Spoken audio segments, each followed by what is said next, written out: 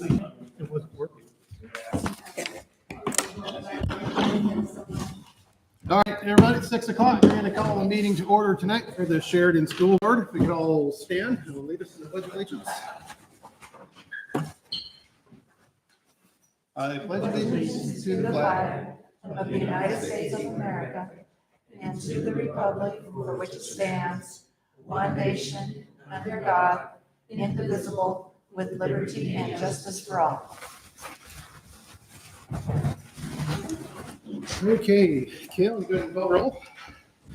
Yes. Okay. Michael Burbitt. Here. Larry Neville. Here. Ben Maggie. Ruby Yaris. Here. Scott Ritter. Here. Okay, first up, we have the consent agenda. If we had a chance to review that, I will entertain a motion. So, okay, do we have a second? Okay, it's been moved by Michael and seconded by Ruby to approve the consent agenda. Go ahead, Cal, and take roll again for us. Michael Burbitt. Aye. Larry Neville. Smith Maggie. Ruby Yaris. Aye. Scott Ritter. Aye. Okay, consent agenda is approved 5-0. And moving into the rest of our meeting, first up tonight, we have a presentation from the SHS leadership class, and we have Truxton here to join us. Take a deep breath, have a seat up here at front, and let us know what's been going on down at the high school. Thanks for joining us. Leadership class is holding a canned food drive that will run from the 2nd to the 19th of December. All donations will be taken to the food bank. Also, we're planning to sell candy grams, and we have added a trivia segment to our morning announcements. Music has a field trip to the Oregon Symphony on December 5th. Also, music also has an annual holiday concert on December 17th. Fall sports. We have a fall sports banquet on November 7th. Athletes are being recognized for their varsity letter. The banquet will be hosted by the cheerleading team. Winter sports are starting this week. Our FFA presentation food science competition has begun. A food science team took first place, and our advanced science food team has taken fourth place. The district concert, Tasha, McKaylee, and Peyton has also in the top 10 individual scores. Mr. Coyle has gaming club is meeting every Wednesday in the library from 3:45 until 5 p.m. Our roster sports tournament is scheduled for January 25th. Our college application weekly was a success. 26 students have completed 109 college applications and 39 scholarship applications. Our admit presentation from Temecula, Portland University, Western Oregon University, and Pacific University will be visiting the high school to meet with students. It's hosting a first aid night class on December 4th. Seniors also have a field trip to Temecula Brook campus to learn about the criminal justice, fire safety, and paramedic project. The next blood drive will be on January 19th. Anyone have any questions? All right, anybody have any questions for Truxton? Well, he's up here. Thank you. Good job. All right. And welcome to our, thanks for joining us. Anything else going on at the high school? Heard about the sheriff? Yeah. Okay, great. All right. Moving on back into the agenda. Okay, public input. Anybody out here for public input? Not seen anybody going once, going twice. No public input tonight. Let's move in administrative program reports and start with Faulkner Chapman School. Unless you want to trade spots because you're all up there.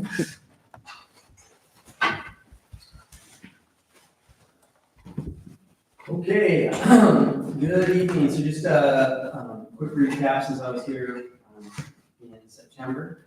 Academics, we finished up our first round of interventions around the building, K, 5, and 6A, along with all of our fall testing and goal setting meetings. A lot of those have been tied into our strategic plan that we've been working on with the district leadership team. So it was nice to kind of start to meet some of those goals that we've set. We're really focused on student growth percentiles, which is also in the strategic plan. So many teachers have been writing, we've been encouraging them to write their own teacher goals based on 60% student growth percentile average by the end of the year, which we can measure through our STAR assessments. Also going on, we're in the middle of the math curriculum adoption, which was paused last year to pick back up at the elementary level. We got to narrow down to 3 finalists, one being our current curriculum, but the newest iteration, and then 2 other new ones to the table. So that team should be wrapping things up here in the next month and a half, with a piloting period where we test out the materials in the classrooms for a unit or so. Hoping to be back in front of you in January or February with a recommendation on that front. Sports I included in there. We wrapped up football, volleyball, and cross country seasons.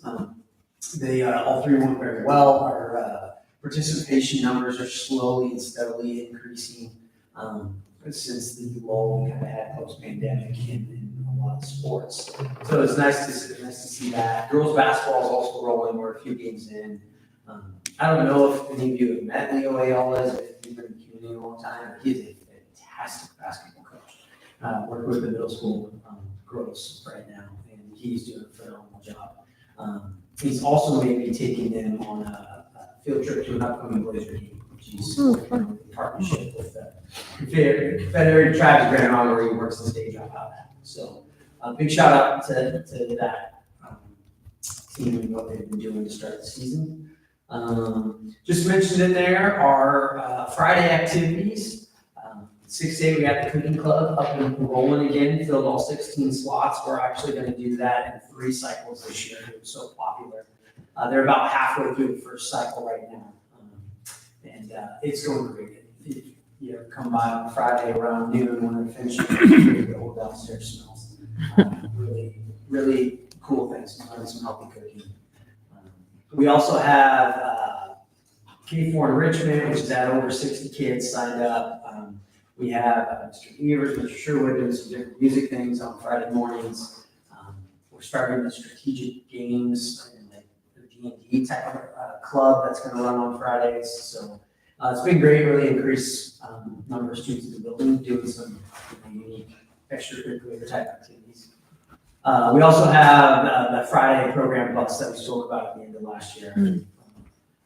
Board suggested that we were able to get that up and running. So now there is a bus route that goes throughout about 10 different stops throughout town that any FCS student can get on Friday morning and then returns at the end of the tutoring time frame we have set aside.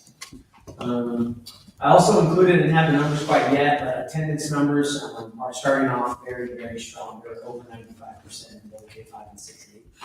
We do have our new school management system, Power School, so I want to make sure we're getting accurate info before I get too crazy reporting those. But as of right now, we are above even last year's high average, which is a dramatic increase over the previous years. Then there in the staff highlights section, this time I chose to kind of highlight our sped department. And it wasn't because Missy was here tonight. But really our case managers, Alistair, Wendy, and Alicia, and led by Missy, obviously, have been doing a fantastic job. We have a huge number of IEPs and incoming IEPs over the last couple of years. And they have a very, very large job in front of them to meet the diverse set of needs. So I just wanted to highlight all the work they've been putting in.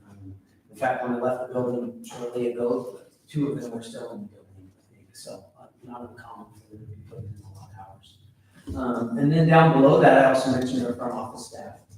We have both Lacey and Patty, and then Nicole at times too, and Leanne at times too. But they have a very wide range of tasks that they get bombarded with on a daily basis. And they do a great job of trying to keep everything running smoothly. Really take on the tasks that I ask of them.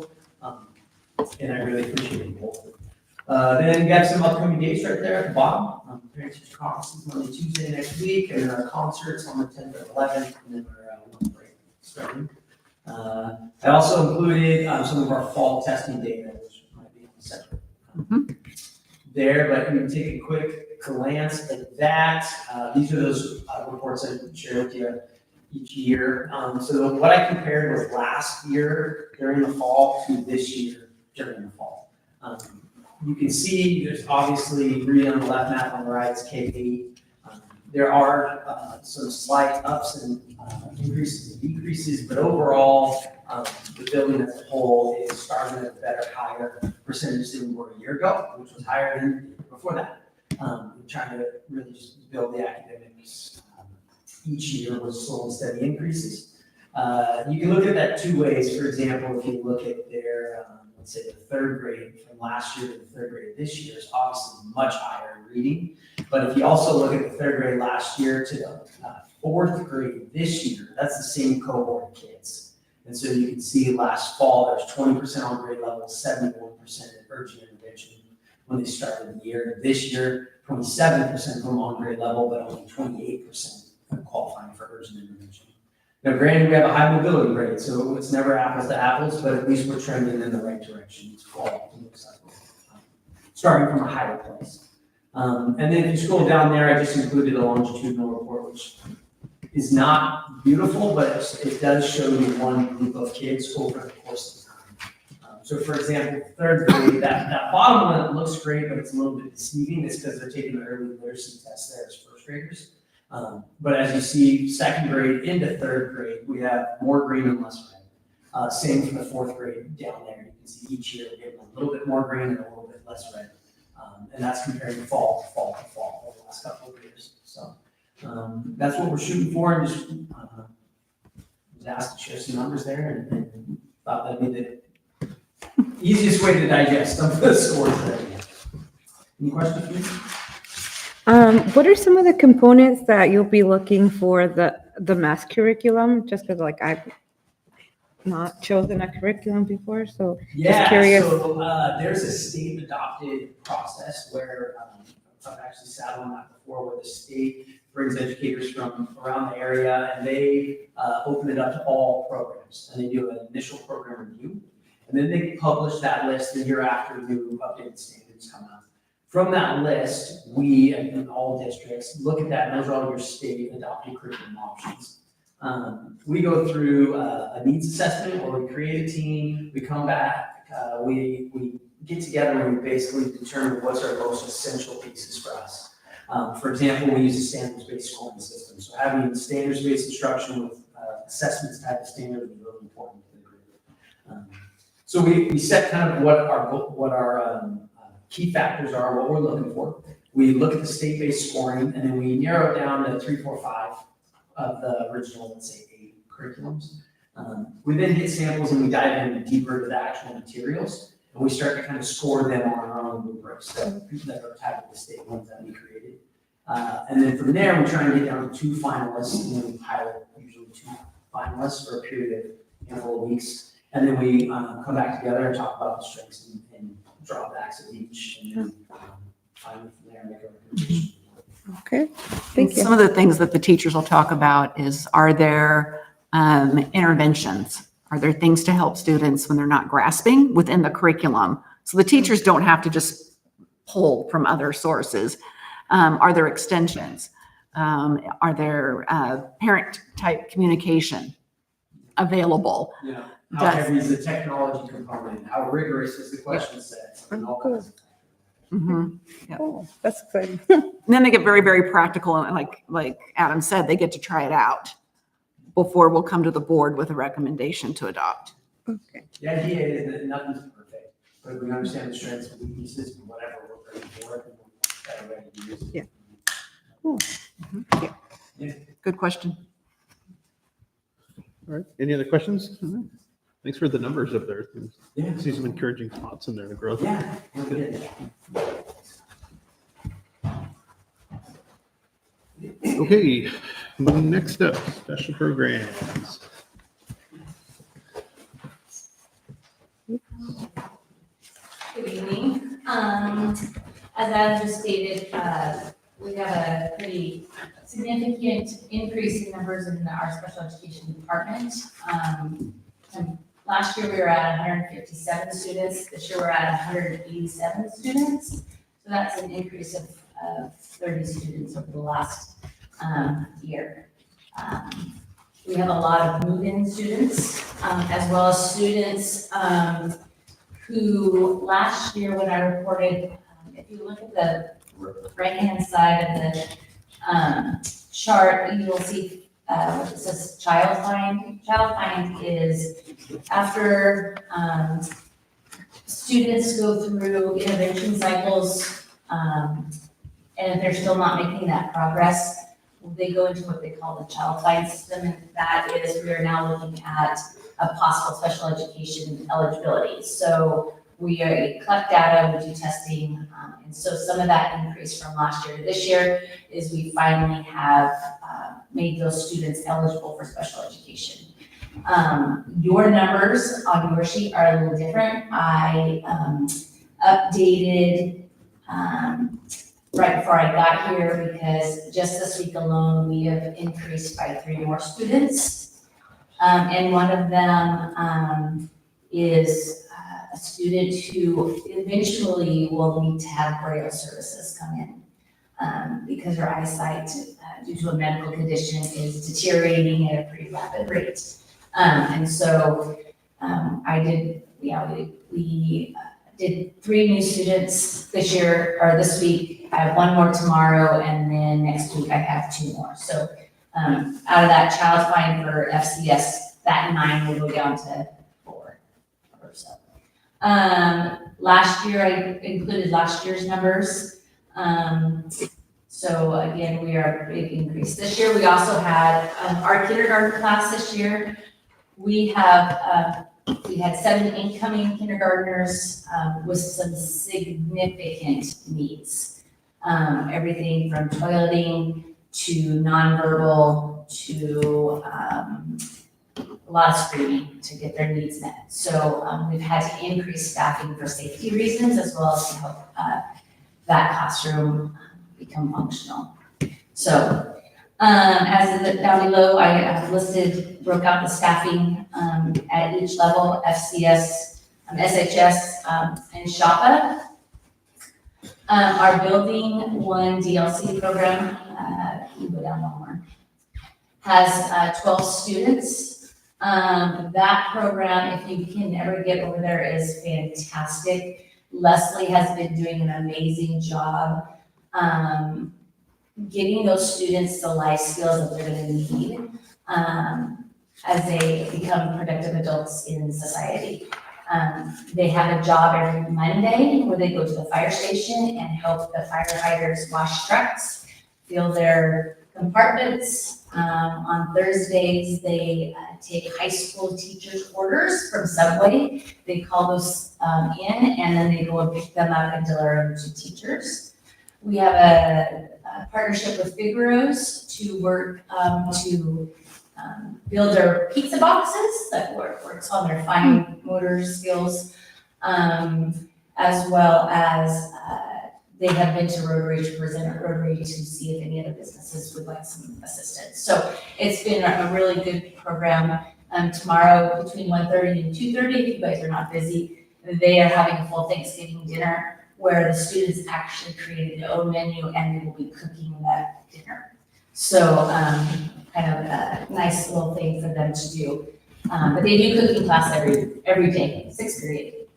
So that's the 7th period is chores. And so they have to clean their building. And as a reminder, the DLC program is over in the building 1 at their side of the tennis courts, and it worked out great for this program because there's a washer dryer there, there's a full kitchen, there's a couple of very, very large spaces for the students to work on life skills type things. And so the last year we had 13 outside placements. We were able to bring a lot of those students back in. So we really only have 8 students right now in outside placements. And those students are those 18 to 21-year-olds where we don't have that program set up yet. That is the next process of building what building one will look like. As far as other supports, we did hire Autumn Greenwood, who is our autism specialist. She has hit the ground running. I'm very thankful for her. She's been able to especially help with the kindergarten classroom as well as building one. And she is a wealth of knowledge and is able to, and has fit right in, as I stated, as one of my shout outs, or our shout outs. WSD, we have kind of scaled back our services. We have still our speech and language, the speech department is through WSD, our occupational therapist, our physical therapist. We do have two students who have hearing aids, so we have contracted with audiology. And I didn't put in, but now we have contracted with vision support services. So all those, the WSD is giving us supports there. Our shout outs is again, Autumn Greenwood, autism specialist. She's been phenomenal in helping get the DLC program up and running, as well as the classrooms, and giving teachers professional development around how to serve students who are living with autism. So that's been great. Our other shout out is Leslie Oakes, the DLC teacher. She has really created an environment over there, and besides doing connections within the community, she's also bringing unified sports out to Sheridan through the Special Olympics. And so it's a group of students going on Friday, students who have an IEP, as well as leadership students, to learn more about unified sports and to bring it out here, and they're going to take that on. So a lot of good things happening. Any questions? Anybody have any questions? I have a couple just out of curiosity. Is DLC, is it full at 12 students? Is that like? No. No, There's okay, so it can still grow. Yeah, there's still more. The way they have it structured is, depends on the student and the student's needs. So it's not a classroom it's a blanket. So 12 students is how many Leslie case managed. So it could be, we could add more, that's more students in the, on her caseload, but I have 2 students right now who come down from, I have 2 students that come down from FCS, half day. And then I have 1 student that starts here that goes up to FCS. So it's really, there could be more, because they also spend time in building or at the high school, because they still need the gen ed peer-to-peer interactions. Our 6th grader who is in a wheelchair, he takes shot classes. He's an 8th grader actually. He gets to go in and take shot classes in the high school. So Nice. different things that he likes. Yeah, that's great. Yeah.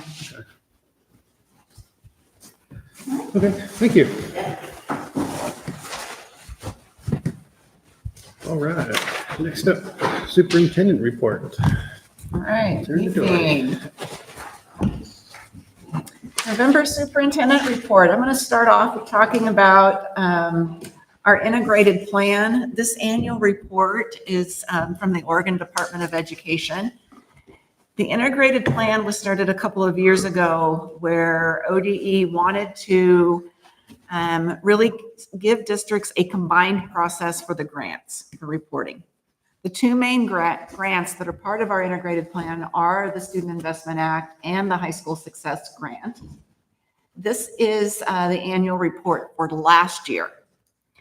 And these questions are in a nice looking PDF. They're posted on our website.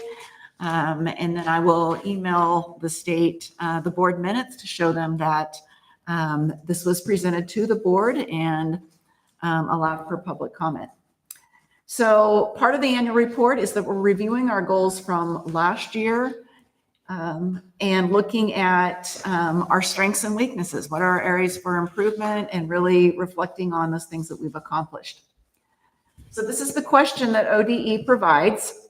It's a little bit wordy, but really what they're asking us to do is review our progress of our outcomes and strategies. And within our plan, there are several. So Adam and I met and we sat and talked about some of the strategies. And outcome B1 that providing math and reading academic support for students. We are addressing this with Titan Time, with the 35 minutes daily and as well as tutoring opportunities on Fridays. And then a big part of our SIA is that we reduce class sizes. So we have 3 licensed K-5 teachers funded out of the SIA, and it helps us to keep our class sizes under 25 for K-5. So that is very, very essential. And then we have a summary there of our data of, the smaller class sizes helping out with our instructional and what we can do with supporting all students and making the growth. This is similar to what Adam just reported a few minutes ago on our STAR data. Question 2 on the narrative report. The Oregon Department of Ed is just wanting to know those areas where we experience barriers, challenges, and discuss at least one of the outcomes where we have had some challenges. The response that I took a look at was the Yamhill County mental health contract. They had their contract negotiations and their costs went up, and our SIA did not increase at that same level. So we reduced the mental health counseling. We still have a full-time mental health counselor for K-12 through Yamhill County. And then what we are also doing is we still have our county resources that do a lot of services in McMinnville and Newburgh. And we're just really working to figure out how Sheridan students and families are being supported through those. We're addressing this by starting our K-12 care team this year. And that group has been very active in looking at all our resources and then what are those ways that our county sources can be providing additional support for our students and families. All right, and then an update on Barbara Roberts. The demolition has started. I had shared the live camera link with the board. I sent that link out to several organizations, to Representative Elmer, Sheridan Rotary, the local superintendents, and it is on our website. You can click the demo link. And of course, the property is all dark. It starts off a little fuzzy on the camera, and then it kind of starts to clear up. Some of us were talking earlier about the fact that this area in here is the container where all the debris is going. As much as possible, it will all be recycled. So it's not like it's going to a dump. They're working on that. The sides are all down. The lights you see are from the neighboring houses. And so it's been great to take a look at that the last couple of days and watch the demolition take place. And our fundraising efforts continue. We have several grants that are pending right now. Tomorrow, I have a meeting at the WESD to talk to the superintendent about the legislative session and preparing to go once again and request funding for construction. My hope is that we are going to be successful at acquiring 10 to 12 million that we can get going on the phase 1 construction of this project. All right, and then enrollment. We're keeping an eye on this as we go through the year. Many districts report declining enrollment.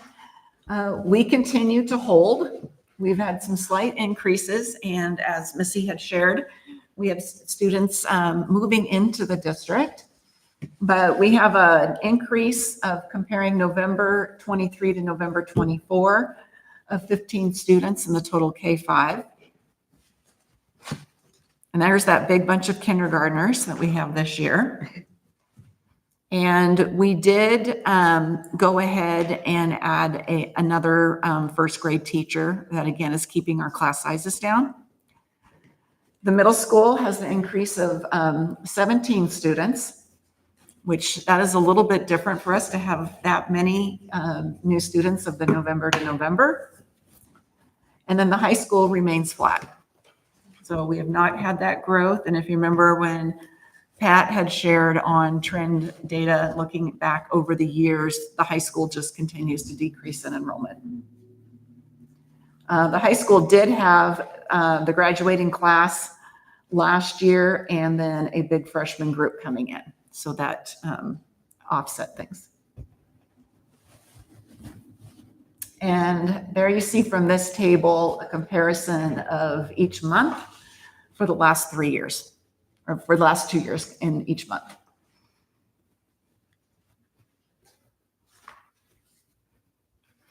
All right, and then last month, there was a question raised about requesting an update on the easement. This was brought to the board's attention. We did the work of paying for a surveyor. We had an attorney that came and spoke to the board about the situation. Sean and I have had many conversations. We're to the point now where if we want to pursue more action, it's a significant cost in attorney fees. The understanding from our attorney is that if we need access, then we will take legal action at that time and be able to get the access we need. It's unfortunate that this happened, but it's weighing out the cost of the attorney fees to pursue something now versus waiting until we need to have that access. And how much, excuse me for interrupting. Yeah, no, How yeah. much would you think that would cost compared to getting an attorney now and working it through the system instead of rushing it at that time we need it? I think either way, you're looking at about $300 an hour in the attorney costs.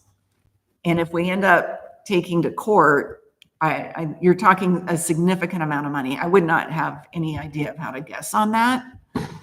And that was, one of the things that the attorney recommended too, was you can sit back and wait on this, or we can start to pay him now and you can start having conversations attorney to attorney.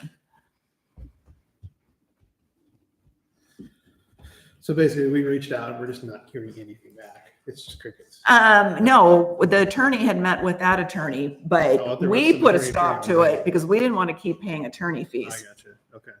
So I cannot remember the contractor's name that built on the easement, but Springer. his attorney, definitely both attorneys had conversations, but it reached the point of, okay, district, if you want to take action, and that's where we decided, no, this is going to get way too expensive right now.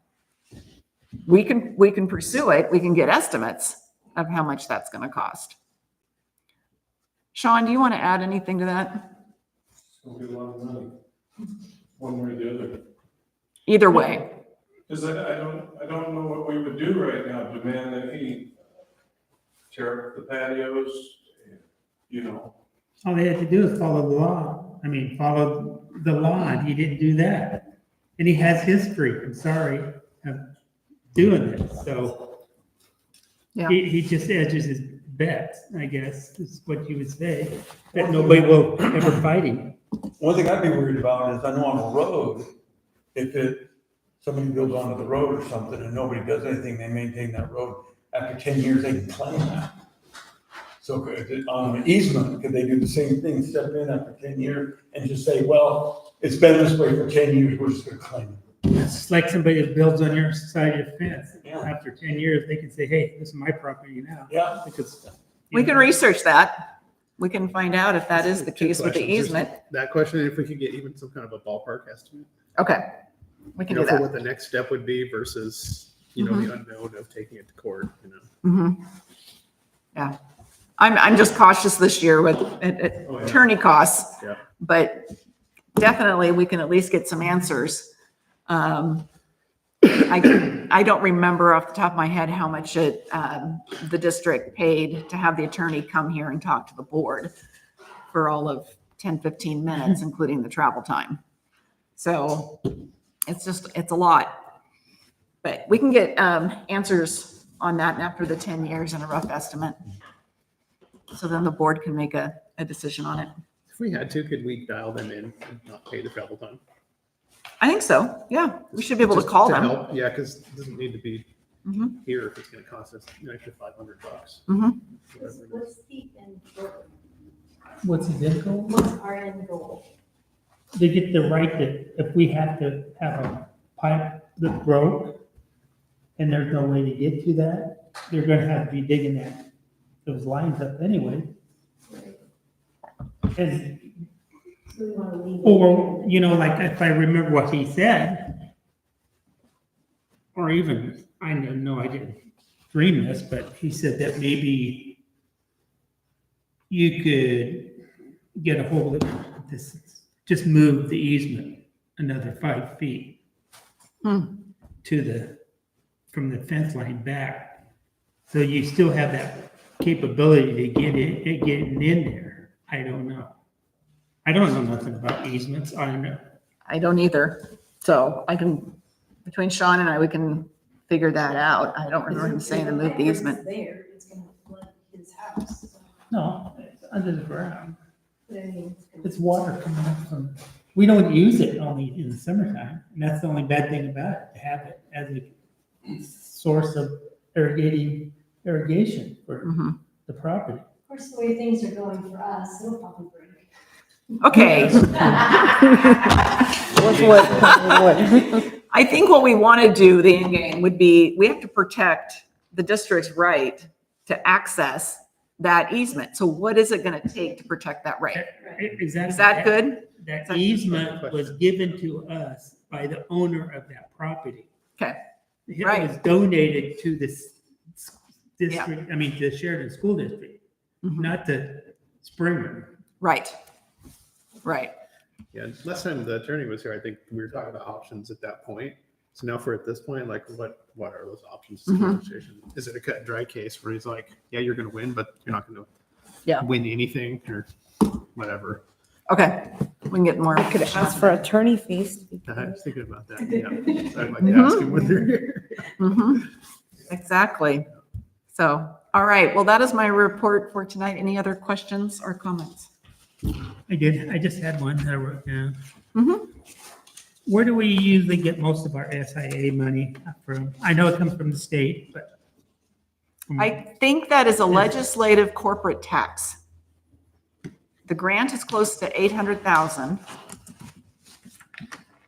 Okay, They give us the amount each biennium. So we have the amount, and in the middle of the biennium, we're allowed a carryover. But I think it was a corporate tax that was put into place several years ago.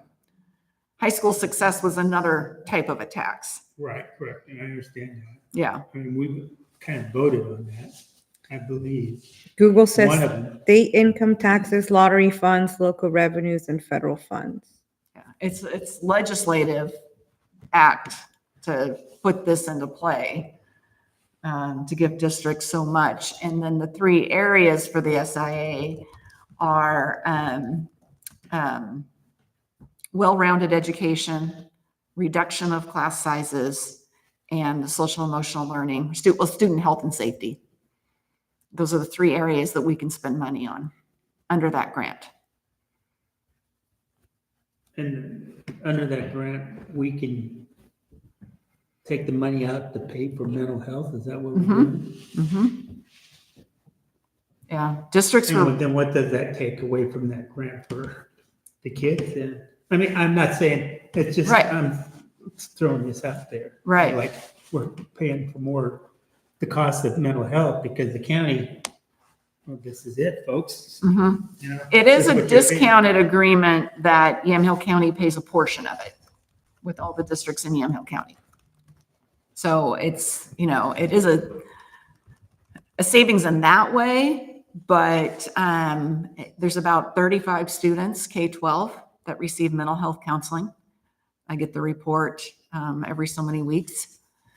And they also offer mental health counseling in the summer. The benefit is that the person is here and students aren't driving to McMinnville for services. They here full-time or Mhm. part-time? Yep, one person full-time. When it's an investment, because I work at the adult mental health clinic, and by the time people are adults, trying to recover and process the trauma that they've endured throughout their lifetime. And as children it's just hard to unlearn or, skill train certain things. And so we can invest. I think it's a great investment to have this. For some I'm not It's- saying it isn't, I'm just Yeah. trying to figure out. I think, if I can remember correctly, I think the contract this year is about 70,000 for the year. Mhm. That was my question. Okay. All right. Okay. Any other questions? Superintendent report? Okay, I have the fiscal report in your packet. It's the last administrative program report. Does anybody have any questions for Karen after reviewing the fiscal packet? All right. I will say the audit, they finished the audit and I just got back. Usually they send me a list of audit journal entries that I have to do to like get everything back in balance. And I only had like 2 little ones this year. So that's very exciting. For me, being a nerd, it's very exciting. I didn't have to go back and fix a lot of stuff. So that's good. So then, once we get everything all, I do those, then they have a letter they send, and I think there's a copy of a letter that comes to the board. Then we'll be done with the audit for this year. Yeah. Exciting. Okay. Then let's roll on into unfinished business. So the board meeting calendar.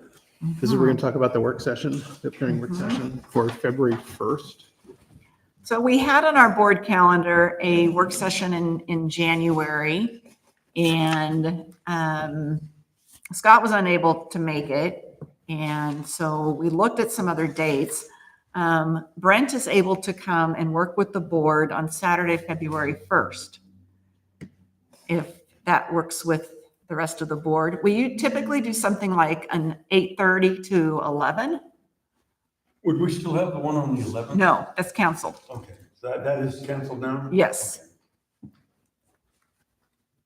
Because we're in our second year of this continuous improvement planning. Plus, I imagine we could spend some of the time talking about bond preparations, probably 2 topics for that work session. But the proposal is to change the board calendar and move the board work session to February 1st.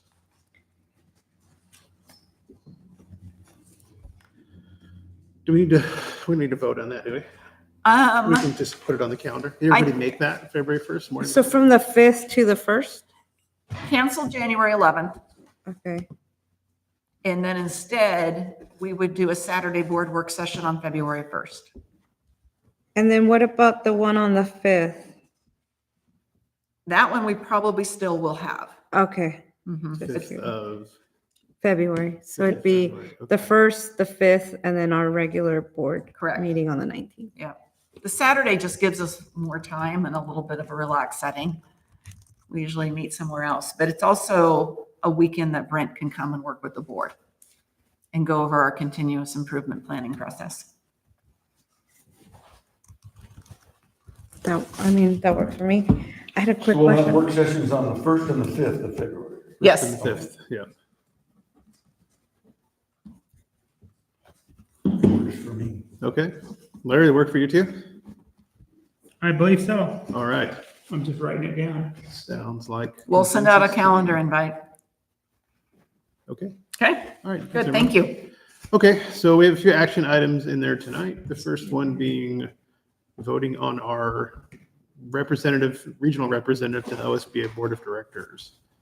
There is one application in the packet there. If everybody had a chance to take a look at that, it's Craig Albright from Dayton School District.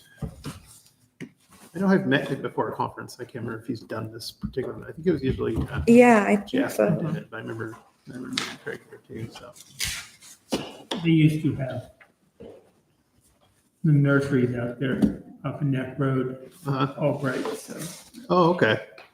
That's why it's not familiar. Okay.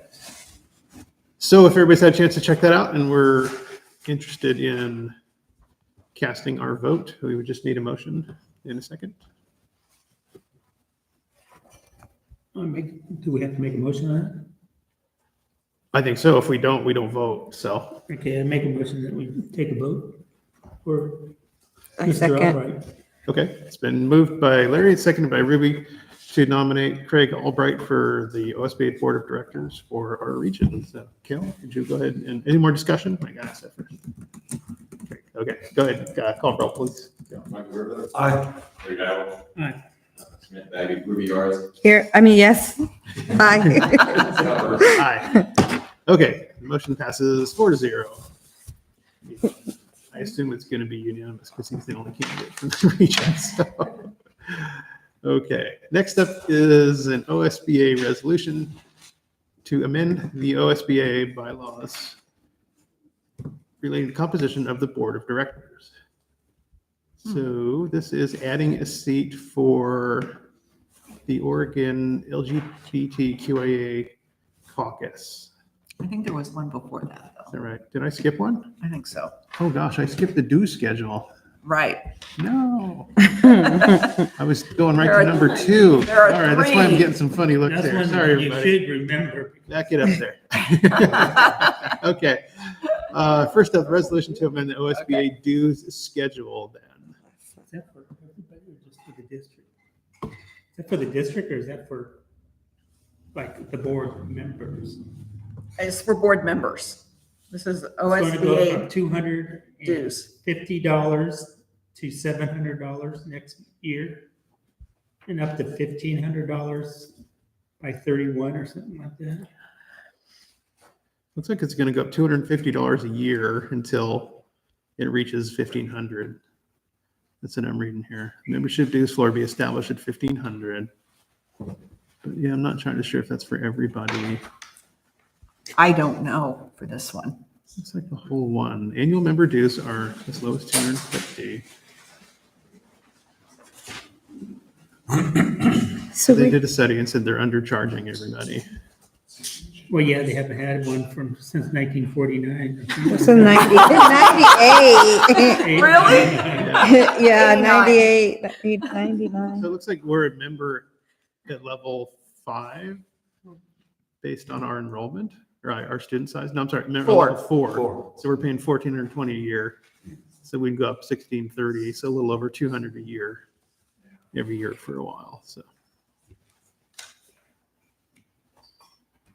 Wow. were you asking, was that per board member? Is that what you're getting at? That's for the board. It's gotta be. Was that for the whole? But I think that's board? for the whole board. Yeah. Or whole board. Yeah, Okay. just not how many members.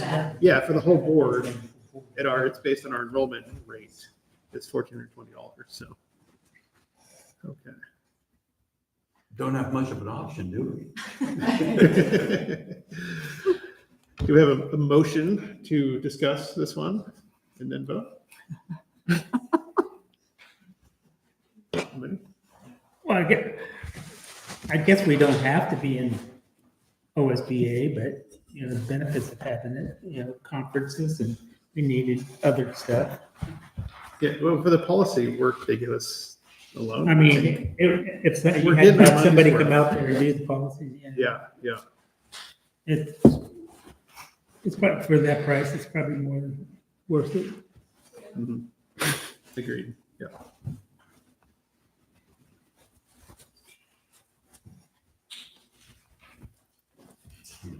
We need a motion to do anything. I move we approve the resolution to amend the OSBA fee schedule. Okay. Do you have a second? I'll second that. Okay, it's been moved by Michael and seconded by Larry to approve the resolution to amend the OSBA dues schedule. Any further discussion? Anybody? Okay, Kel, could you go ahead and take the vote, please? Michael Griffith. Aye. Larry Dowell. Aye.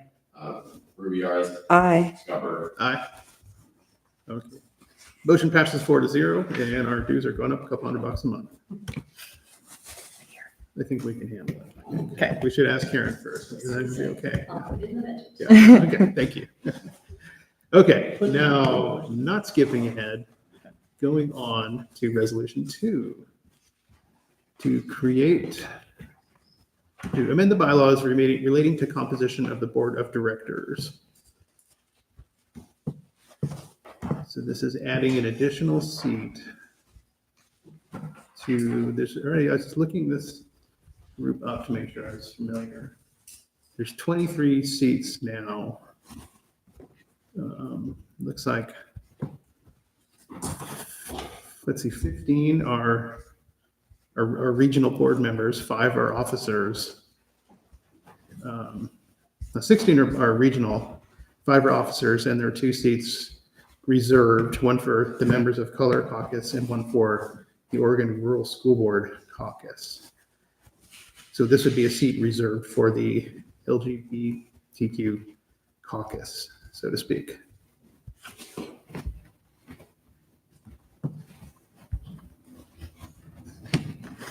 Just like the last ones, we need a motion to do anything. So moved. Okay. We have a motion. Do we have a second?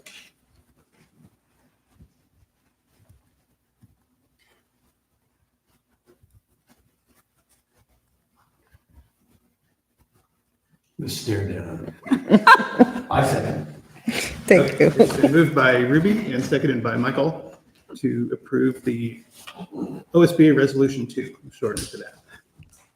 Any other further discussion?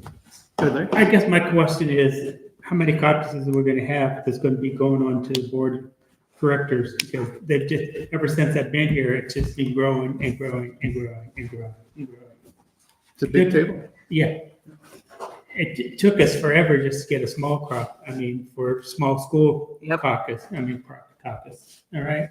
It just seems like, who's the next group gonna come in, who's the next group gonna, who's gonna be, I don't know.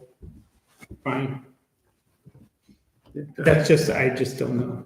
Yeah, I don't know that there's an upper limit on anything up there. I guess I just kind of tend to go with the more representation, the better. So, Yeah. yeah, bigger it gets, the bigger the table is, and How many you get more chairs the votes room at the holds? table. That's a big conference room at that conference. I think they get a lot of people in there. So, yeah, that board also has 7 non-voting ex officio members, so they have some huge meetings. It's hard to imagine wrangling a room of 30 And just get back to even the small school caucus. Mhm. If you see where all their people are that is in that leadership group, it's coming from Southern Oregon anyway. Yep. Mostly southern, some eastern, Yeah. not a whole lot around Interesting. here. Yep, I thought that when I was looking at the application, the Dayton fellow, Craig, was involved on that group as well in the rural caucus. So, and we have some voices out there in that, but I agree it's completely dominated by some other regions. So even every time we go there, we have most of the same problems, but less of the rural school buses for hundreds of miles. But anyway, any other discussion? Did we vote? Not yet. We have to discuss. Oh, okay. I was like, did we vote? Yeah, we're supposed to get the motion, the second, and then discuss, and then vote. No further discussion from me. Okay, Kale, you go ahead and call the vote, please. Michael Rivers, Aye. Larry Dibble, Aye. RubyArs, Aye. Scott Burke. Aye. Okay, resolution 2 passes 4 votes to 0. We'll move forward to OSBA Resolution 3, another amendment to the bylaws. This one is 17 pages.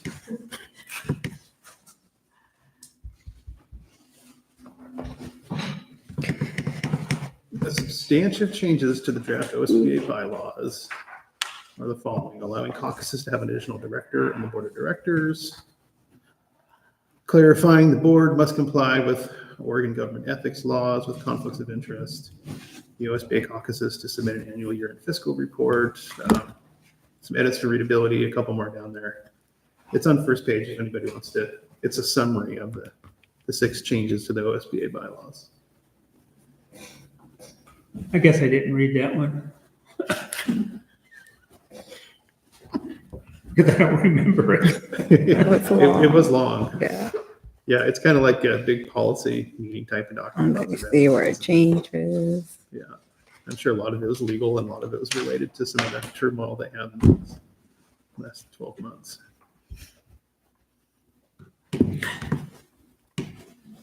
So moved. Okay, we have a motion. Do we have a second? Second. Okay, we have a motion from Ruby and a second from Larry to approve the resolution to amend the OSBA 2023 bylaws. Any additional discussion from the board? Hearing none, Kale, can you go ahead and call vote, please? Mike Burton, Aye. Gary Gaggle, Aye. Ruby Gardis, Aye. Scott Burton. Aye. 4. Okay, motion carries 4-0. Okay, that's all of our OSBA business tonight. And topics for the next meeting. Are we, not we, us, the state considering what will happen if the Department of Education is closed down? There's talk about that. Have they been looking into it, see what's gonna happen, how we're gonna proceed with that? The only thing that I have heard was to anticipate a possible reduction in our federal title funding. But that's all that I have heard. And if, I can certainly have it as a topic of, anticipated changes for the 25-26 school year, to report back to the board on what I learned. Yeah, there's not Between much now and we can do. December. I just wanna make sure Salem is talking about that and planning it. Mhm. Before our next meeting, I'll be at the school law conference, and I'm sure there will be certain topics coming up That's a good one. about the impact. Yeah. That's all. So I can make sure and add that to my report of what I'm hearing. How much, do you know by any chance how much money the state of Oregon gets from? I don't. No, It has to be millions. it's well over. Yeah. I mean, even as small as we are, our one title school is K-8, and that grants about 300,000.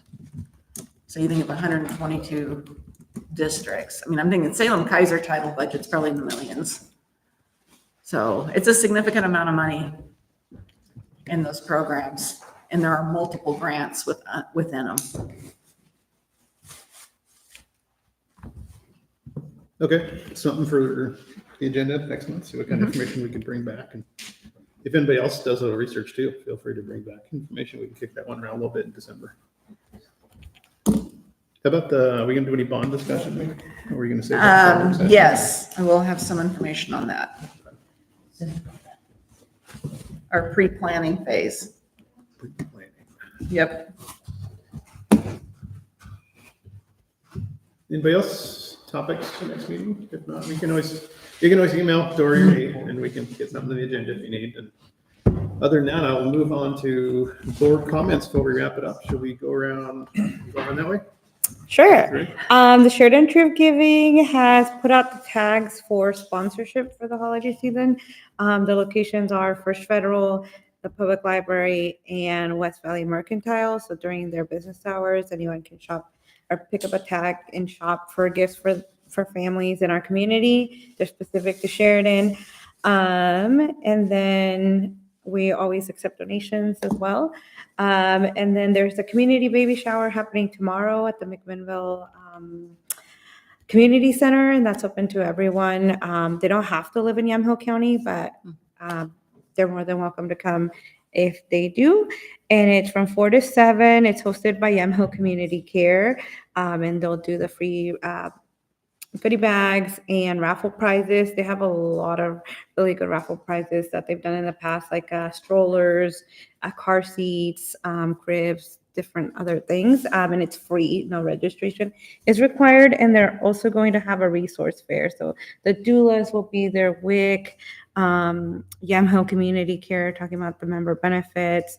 And then I can't remember what other organizations, but it's a great time. So if you know anybody that is expecting a child or recently had a child or adopted a child, they're more than welcome to come. And that's all I have. Thanks, Ruby. Mhm. Larry? Okay. Moving around. Anybody? Any extra comments tonight?